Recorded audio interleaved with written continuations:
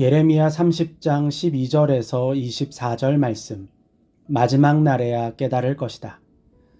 오늘 본문은 남유다 백성의 간절함을 거절하시는 하나님의 단호한 약속입니다. 남유다의 포로기는 단지 남유다의 죗값이 아니었습니다. 그들을 대속하기 위한 하나님의 수치였습니다.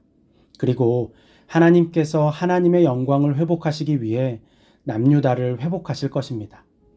사람들이 보기에는 하나님께서 남유다를 버린 것처럼 보이지만 하나님께서는 여전히 그들과 연합을 이루고 계셨던 것입니다. 남유다의 멸망과 회복은 반드시 일어날 사건입니다. 아무도 이것을 막을 수 없습니다. 그렇기에 멸망을 멸망으로 끝내서는 안 됩니다. 멸망 가운데 있는 하나님의 희망을 보아야 합니다. 동시에 회복을 당연한 것으로 여겨서도 안 됩니다. 회복을 통해서 하나님께서 이루기를 원하시는 남유다의 미래를 생각해야 합니다.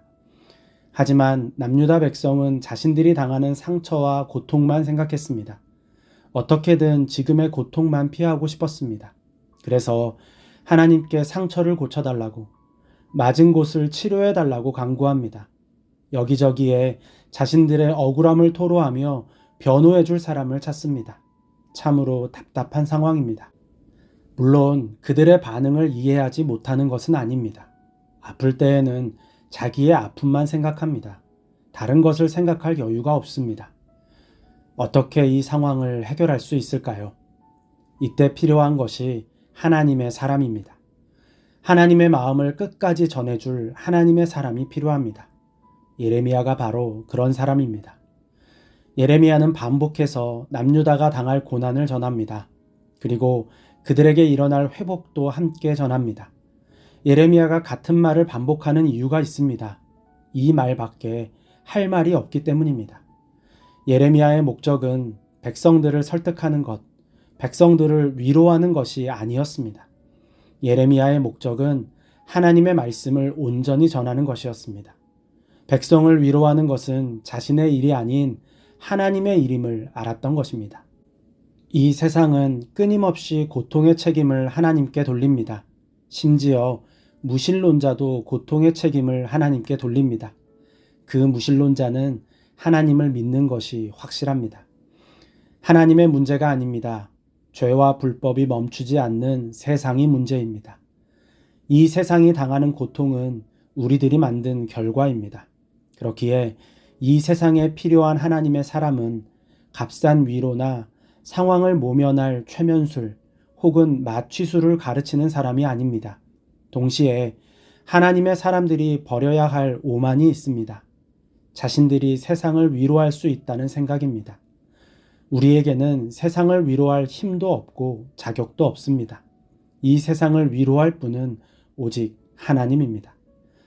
예수님께서 공생애를 시작하셨을 때 예수님에 대한 소문이 이스라엘을 넘어서 시리아를 비롯한 주변 나라까지 퍼졌습니다. 예수님의 소문을 들은 사람들이 모여들기 시작했습니다. 예수의 소문이 온 시리아에 퍼졌다. 그리하여 사람들이 갖가지 질병과 고통으로 앓는 모든 환자들과 중풍병 환자들을 예수께로 데리고 왔다. 예수께서는 그들을 고쳐주셨다. 예수님께로 모여든 사람들이 원하는 것은 하나입니다. 자신을 괴롭히는 끔찍한 고통에서 벗어나는 것입니다. 예수님께서는 그들을 살펴주시고 고쳐주셨습니다. 그런데 그것만 하지 않으셨습니다. 많은 무리가 예수님을 따라왔을 때 예수님께서 무리를 보시고 말씀하셨습니다.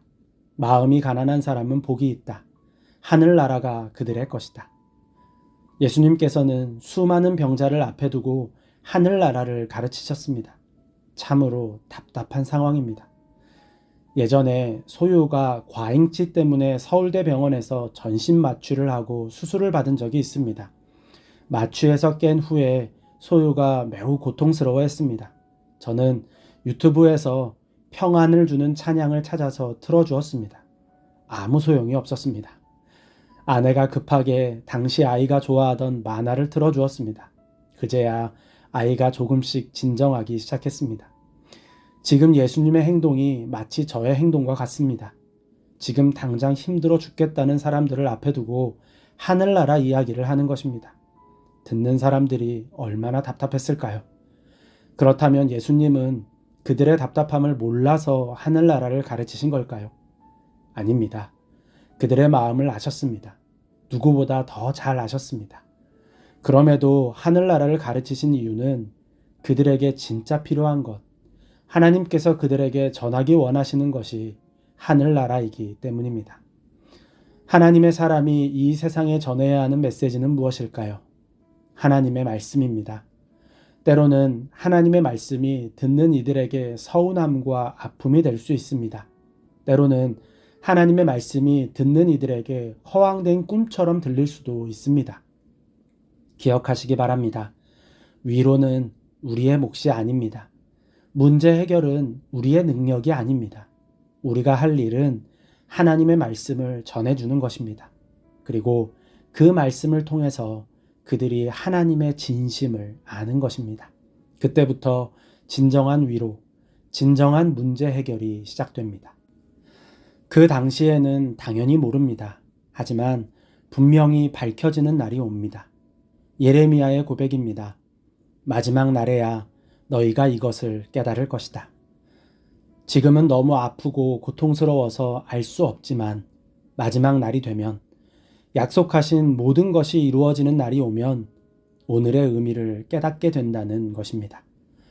하나님을 향한 절대적인 신뢰가 있어야 할 수 있는 고백입니다. 말씀을 묵상할 때 유혹이 있습니다.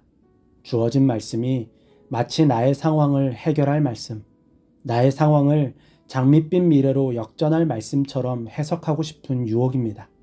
그런 말씀은 없습니다. 오늘도 마음이 이리저리 휘청거립니다. 하지만 주어진 말씀을 붙잡고 하루를 버팁니다. 언젠가 깨달을 것이다.